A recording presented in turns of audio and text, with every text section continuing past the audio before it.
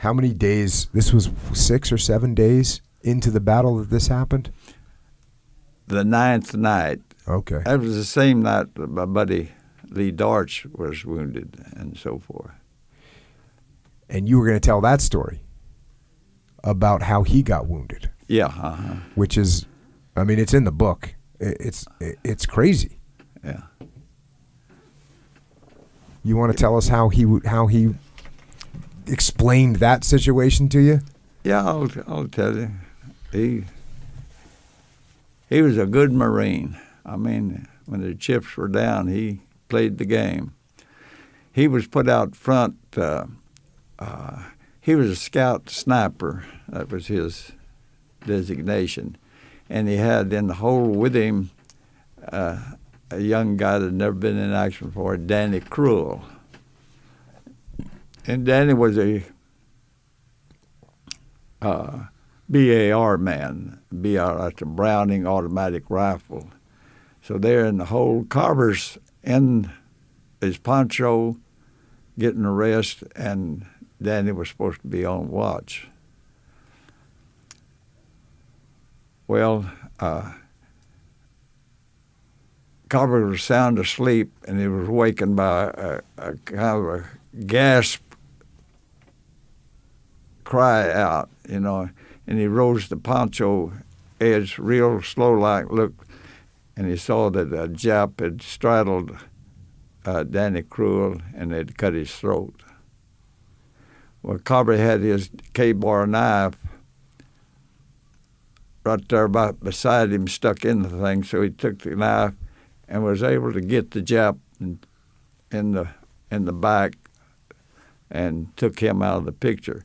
But there were 2 other Japs in the hole, and they didn't know that Carver was under that poncho, and he didn't know that there was in the so he got to his knees, turned, and those Japs began to bayonet him.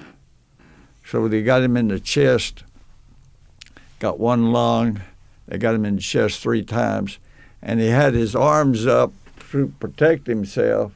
And one Jap stuck his bayonet through his forearm here, came out here, went through this muscle here, out here. And the other Japs put the same hurt on his left side. So here he is flexing his muscle. They can't drag their bayonets out because when he flexed the muscle, it tied them up. And so he's struggling there. Well, a guy back up on the side of the hill figured, he saw this action, figured that Carver and Danny Cruel had it. So he throws a hand grenade down there. And it didn't go in the hole, but it must have done some damage to the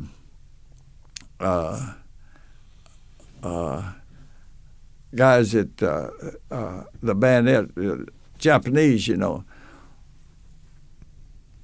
Well, the Japanese were scared off, so they left, scrambled out of the hole, and Carver was able to get his arms divorced from the bayonets, and he took Danny Cruel's BAR and shot those 2 Japs as he ran down the hill.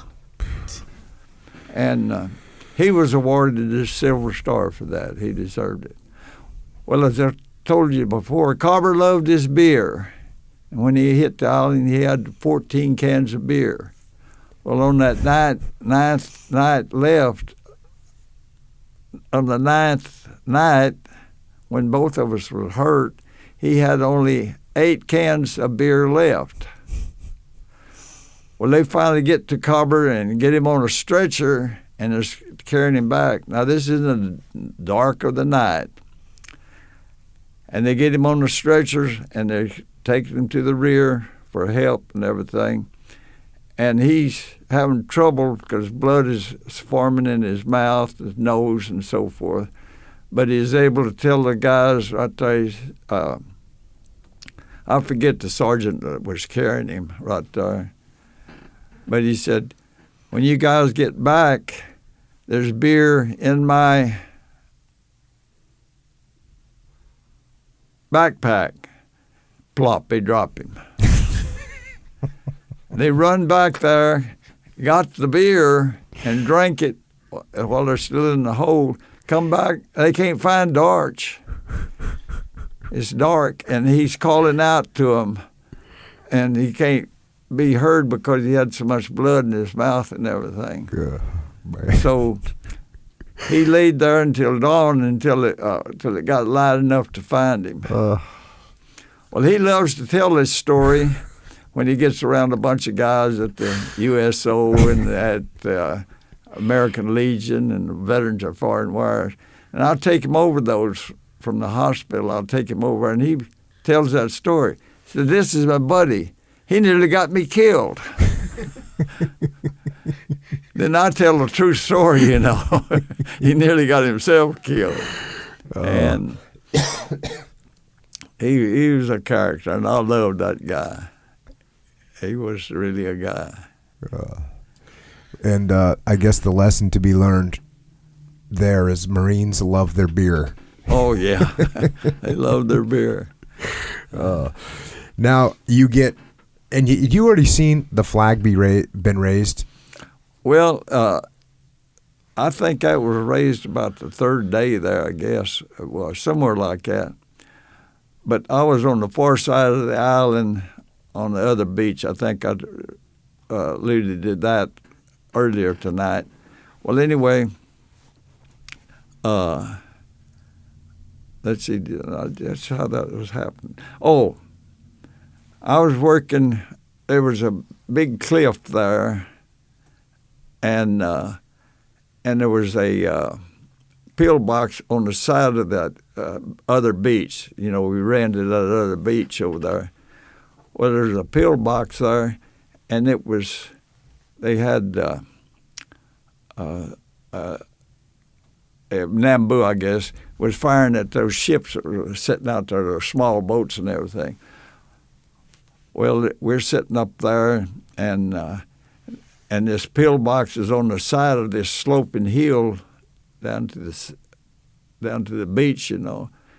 And so they loaded me on a rope to put a shape charge on the top of that pillbox, you know. It was concrete. So they loaded me down there, and I put a shape charge on that, and that didn't phase that stuff. So they pulled me back up, and then a guy was with us radioed that that little ship out there, let's see, is Landing Craft Empty, LCI.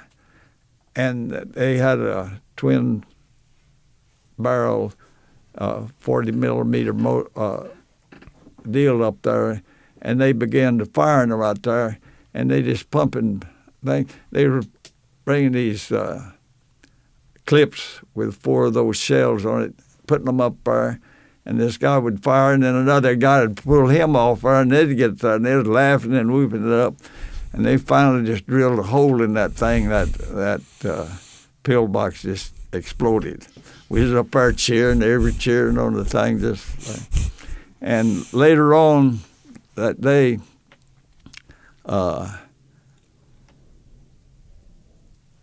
we come up to a cliff there, a hill thing, and there was a big door over a cave on the side of that cliff, and it was heavy with wood and metal and so forth. So I was going to use TNT to blast it in. So I put the TNT, put the whole pack on a pole, and I was carrying it, and I was going to come up the side there, and the guys were protecting me, you know, around any Japs that came out to meet me or anything. So I'm slipping up there, and I have my pistol that my mom had sent me. I had that in my right hand, and I had this charge of TNT on a pole, and I was slipping up on that thing from the side and I was going to put that down there and put a short fuse on it and let it blow it out. Well, as I was walking up there, a Jap come running from around a rock right there, and he had a bandit and come charging at him, and I took a pistol and shot him about 3 times in the belly. And that's the only time I had ever knew that I'd killed. That was my kill right there. Nobody fired. Because other times, when we'd see a job, there may be 4 or 5 of us firing at the same time, so you couldn't claim. But that was my kill. They all cheered me back over here. And so I set off that TNT, and it didn't phase that door at all. And so as I was coming back, and we were looking at that guy's rifle, and he was out of bullets, the one that I'd shot, And so about that time, I heard a cheer. Man, it cheered just like somebody had made a touchdown, And I stepped back, looked up there, and there that flag had just been raised. And I was about 50 yards, I guess, from the base of that volcano, that Sarabachi. And I thought, man, the war is over right there. We've won right there. But it went on for another 30 days, But Ira Hayes was one of the guys that lifted that thing, and I knew him. And, of course, at one time I thought I was the only guy on the island that didn't help raise that flag, because everybody was saying I was one of those guys that raised the flag. And that was one of the last things you saw before you got evacuated out. I know you talk about in the book you had them turn your stretcher so you could see the flag before you left. Yeah, Before you were medically evacuated. Yeah.